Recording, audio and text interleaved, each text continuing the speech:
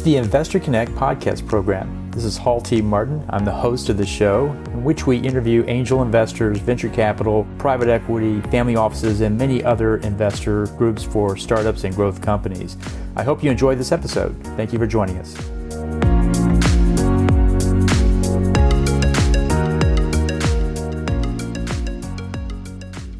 Coach people, these are mostly growth companies, Seed Plus, Series A, Series B companies, later stage that we work with, and we help them get their campaign together, provide investor engagement, make introductions, run email and digital marketing campaigns for outreach, run pitch events, etc. So we're making introductions for each of these guys. We do the legwork that people normally have to do for these campaigns because there's just a lot of mailing and event management that goes into it, and that's mostly what we do. So today we're in our family office roundtable. It's a 2-hour event where we talk about topics relevant to family offices, and we have some of our companies pitch. We also have other online events such as the virtual quick pitch. This is a 2-hour event with our tech companies where they're pitching to a panel of tech investors, and then there are tech investors in the audience. And third, we have the Life Science Syndicate. This is for our life science companies where they pitch to primarily physicians and investors in life science deals. If you want to learn more about the events at 10 Capital, go to 10capital.group and click on the events tab, and you'll find out more about all the other events that we have going on each month. If you're raising funding, go ahead and take a picture of that QR code on the screen and send it to us, and we will be glad to fill out the form. It'll send it to us, and we'll look at that to see if that's a fit for our program and if this would be a benefit to you. We'll set up a call and talk with you about it afterwards just to make sure we understand everything about your deal. So looking forward to talking with you guys about your campaign. So in addition to helping startups raise funding, one of the things we're doing is actually helping with content. We have what's called the Startup Funding Espresso, and the time it takes to drink an espresso, you can learn more about startup funding and investing. These are 300-word micro blog posts with short podcast audio that goes with it. We've done several thousand of these so far over the years, and we've now put them inside a chatbot. We call that chatbot Ava. And instead of doing a search through the espressos to find an answer, you just simply ask your question, and the chatbot gives you the answer itself. So with that, wanted to show you a little bit more about how that works. We'll click the play button here, give you an overview of our chatbot and what it can do for you. You're looking to transform your investment strategy with new cutting-edge AI. Let me introduce our newest addition to the 10 Capital team, Ava, your personal AI venture assistant. Hi there. I'd like to introduce myself. My name is Ava, your personal AI venture assistant. I'm your new best friend in the world of investing in startups, the 10 Capital AI chatbot. I'm here to make your journey through the startup ecosystem easier, faster, and a lot more fun. Need help finding your next big investment? Or maybe you're a founder looking for fundraising tips? I've got you covered. I pull all my knowledge from over 500 vlogs, countless podcasts, and even some nifty calculators, like the How Fundable is Your Startup tool, to give you the answers you need. So how do I work? Easy. You simply go to where I live on startupfundingespresso.com and look for me in the bottom right. As soon as I appear, go ahead and click on me to let me know you're here. And then there you go.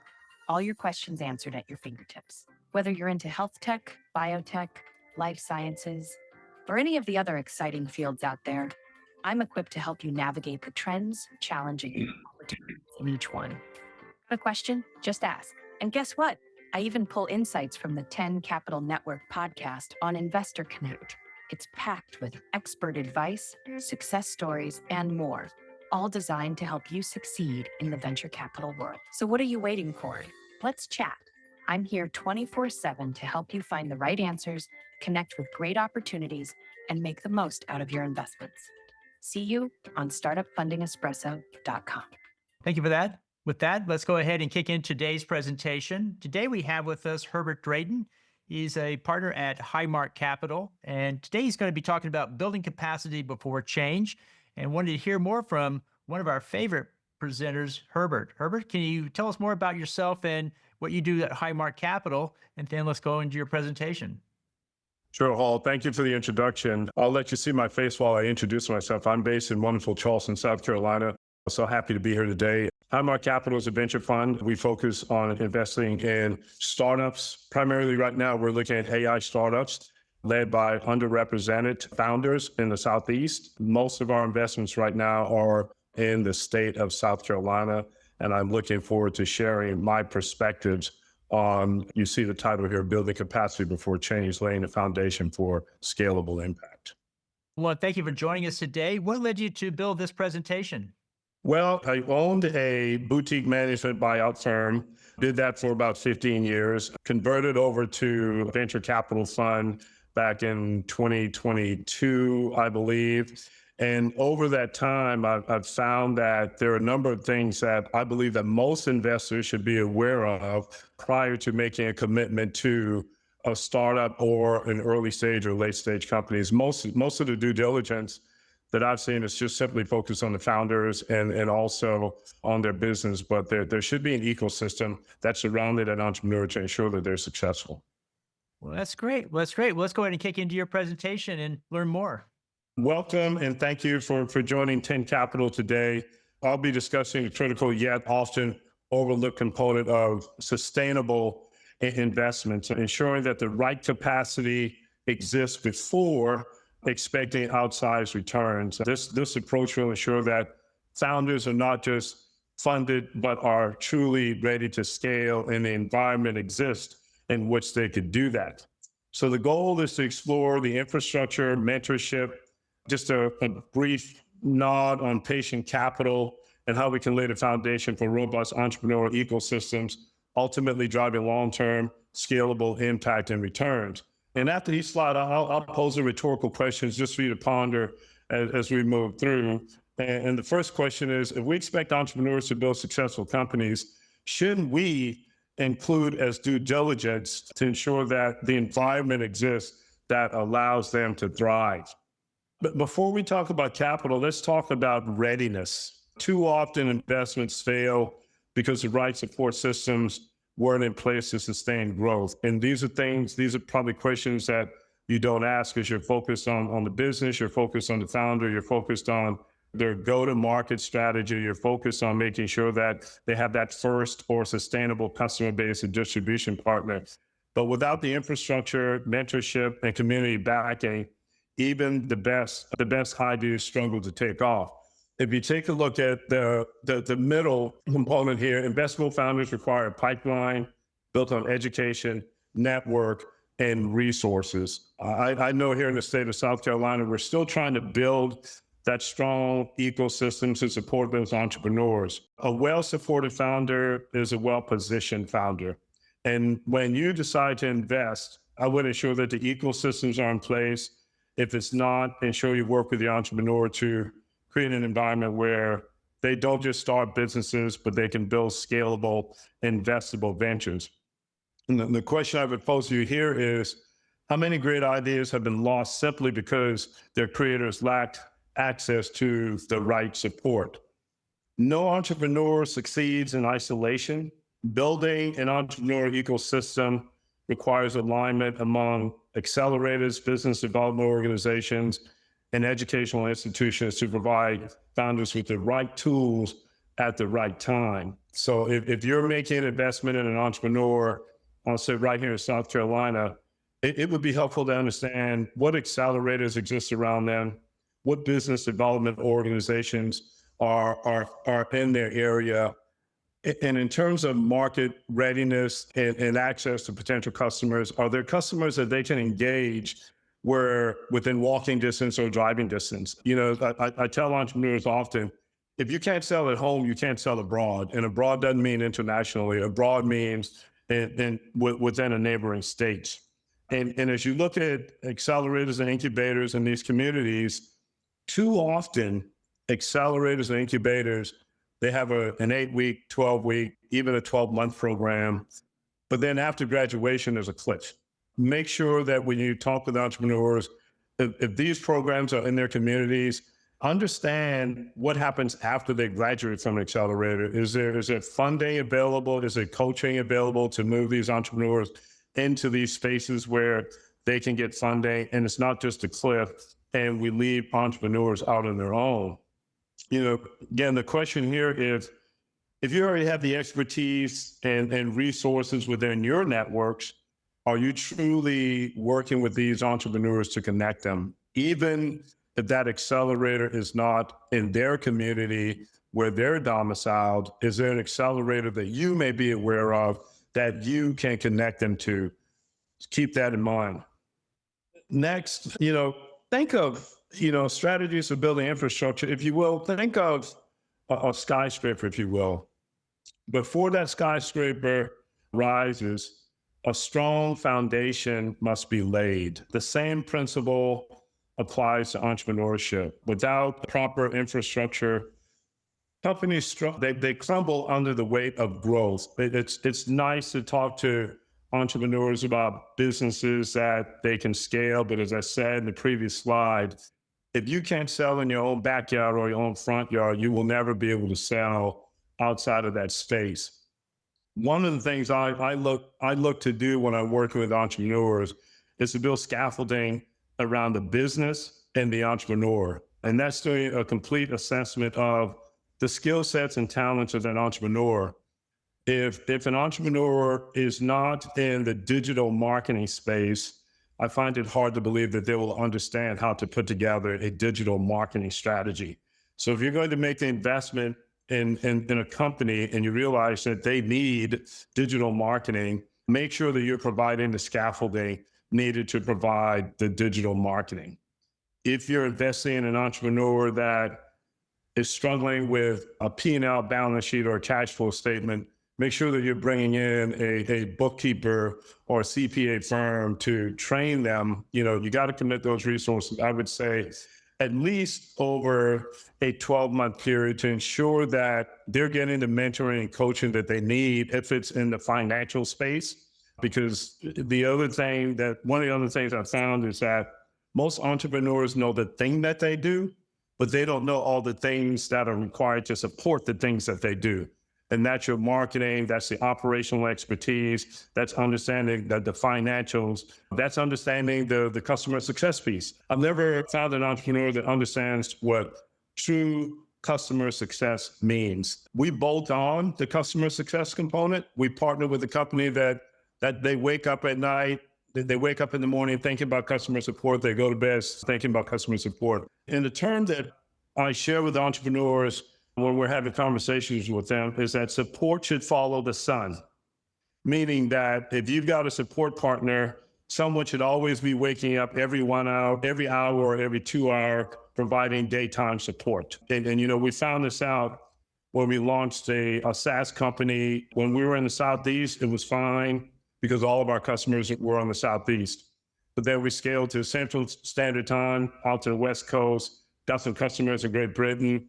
And so we couldn't have standard support 9 to 5 or 8 to 5. We had to have round the clock support. And one of the lessons learned there is that if most of our clients were in Texas and in California, and when we had a bug or a problem with the application, after a couple of problems, we had to implement as part of our service level agreements that no problem will hit the next time zone. That ensured that by the time, if we find out a problem by 7 a.m., by 8 a.m., we want to solve the problem so that our central time zone customers weren't affected. And God knows we did not want the problems to hit Texas or California. So these are the things that you learn, and these are the things that are critical in terms of building out the infrastructure to support the investments that you make. So would you expect a house to stand without a foundation? And clearly the answer is no. And my question to you is then, so why do we expect startups to scale without ensuring that they have a solid foundation? Mentorship. I learned the power of mentorship many, many years ago. My mentor was a guy by the name of James Ferguson. He was the president and CEO of General Foods International. And I met with Jim, once a month. We went to lunch and talked.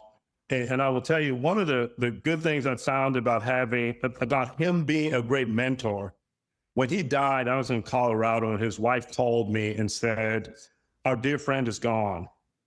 And in that moment, I wanted to know so much more about Jim because I thought that there was so much more he had left to teach me. And as we're wont to do, I went on the internet and I started searching for James Ferguson. And what was amazing is that I could not find anything on the internet that Jim had not shared with me. So when you're engaging folks and introducing them to mentors, make sure that these mentors are truly pouring into these entrepreneurs and they're self-aware about what they can teach these folks, but more importantly, have an understanding of what it is that these entrepreneurs need to know. Capital alone doesn't build good companies. Guidance does. Founders who have access to experienced mentors, they can navigate challenges faster and make better decisions, avoiding costly mistakes. And a good mentor truly gives founders a safe space. And keep in mind, mentorship is not just about advice, it's about access. Whenever I had a career change or something sticky, I could always reach out to Jim and get time on his calendar. And for the purposes of this call, the right connections opens doors to funding, partnerships, strategic growth opportunities.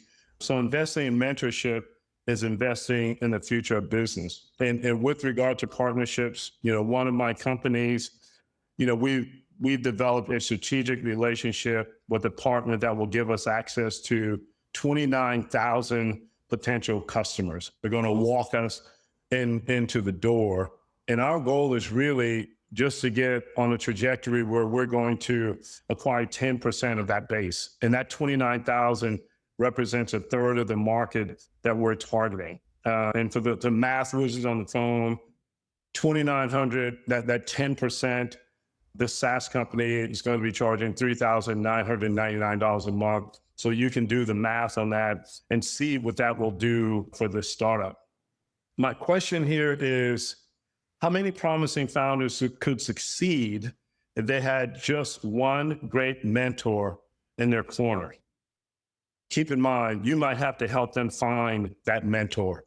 The long-term implications of capital here, when we think impact investing, people typically will think about, minorities, underserved folks. Impact investing is not simply the demographic of your founder. It's about the impact that you're going to have in communities. One of our companies that we have, we're targeting the mental health of first responders and military personnel being deployed. So please keep that in mind. And it's not measured over years or quarters. It's measured over the impact that you will have on the customer demographic. When you have a patient mindset with respect to your investing, you not only ensure that that impactful businesses are not forced into short-term thinking, which a lot of them are, but this approach will create sustainable enterprises that deliver both financial and social returns. So if we're willing to wait years for a tree to bear fruit, I would ask, why do we expect instant returns from businesses built for lasting impact? And more importantly, for this audience, for an exit where you can get a multiple on your invested capital. Taking a look at our portfolio, what I'll share with you is that all of these companies have an AI component. And it's my challenge to all of the founders is, do we create a solution to a problem that we have to push our way into a customer base, or do we create a solution where customers will see what the solution is and pull us into the space to solve the problem that they have? Too often, and I was guilty of this in the past as well, we create a solution in a vacuum, and then we expect, unlike a light bulb where light is inside that vacuum, we expect that the glowing and the marketing, the pizzazz marketing we put around it will invite people in. C certified, it's a very analog space in terms of both certifications, logging, who's got certification. It has an impact on insurance premiums for boat owners. Obviously, it has an impact on payouts from insurance carriers. Haruki, I mentioned this earlier, targeting military and first responders.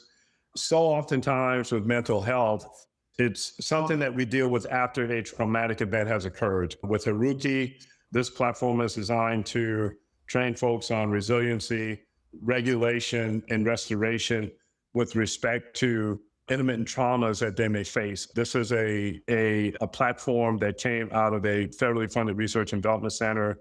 They originally developed it to help reduce the divorce rate of deployed and redeployed service members. And the example I like to use here is, I spent time in the Marine Corps and Air Force. A Marine goes on deployment for 90 days. They leave home, they're the king of the castle. They come back, they think they're the king of the castle. So when they leave, if they call their spouse and they're having a conversation with them, just because that person doesn't have time to talk to you at 5 o'clock like they used to when you were home and there was shared parenting, it doesn't mean that anything bad is going on because they said they can't have a conversation with you. They've got stuff to do. And also when you return home, you can't be the king of the castle. So just helping service members who are deployed understand the dynamics of the changes in the relationships where they're deployed and redeployed. That's how this platform was developed. We moved it into the first responder space to ensure that, service members understand, not first responders. If you go to a house fire and there are 4 kids in it and one of the kids dies, this platform actually teaches you coping strategies to deal with that type of stuff. Nexus RFP, it's a platform that was designed that will help with carve-outs in federal, state, and local contracts. Not just if there are carve-outs for veterans or 8As, this platform actually identifies those contracts and actually does matchmaking with those veterans who own companies. And if the veterans want to make a proposal on the RFP, that actually gives them the response in an editable format so that they could present the pitch. FOIA Assist that came out of a federally funded research and development center as well. Nearly 500 federal agencies have FOIA officers. There's a significant backlog. There are 37 standard redactions that have to happen when a contract is released into the public domain. This one uses AI to identify those 37 standard redactions. It also allows you to add custom redactions into the platform as well. And then persistent overwatch, advanced aerial surveillance. Not only does it attach to any drone, but it does digital mapping to persons of interest. This is a law enforcement one. I was reluctant to lean into this one because it kind of gives a sense of the Chinese government. So as you see, that one's in due diligence as well. I hope in this short time, I've shared with you the capacity building for entrepreneurs. It's just not about the business or the entrepreneur or the team, but do they have the environment and the resources where they're domiciled to ensure that they're successful after you've written the check? And I would also say that after you've written the check, are there things that you could do to support that entrepreneur, identifying a mentor, identifying a coach, identifying an accelerator and incubator that may be within your geographic region that you can refer them to and encourage them to apply for? I think that the best investments are those made in people with the understanding that the ecosystems are there and it's not just a business. So I would say as you make investments, as you engage with 10 Capital and other folks that put companies in front of you, I'd say let's all try to work together to strengthen the entrepreneurial pipeline, ensuring that founders have the tools, resources, and funding they need to drive scalable impact.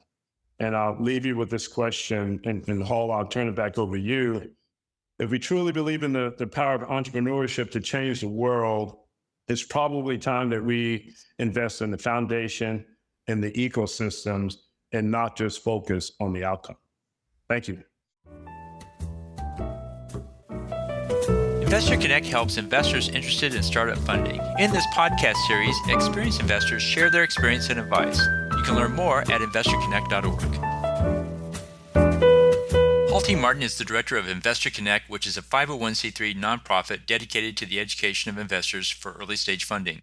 All opinions expressed by Hall and podcast guests are solely their own opinions and do not reflect the opinion of Investor Connect.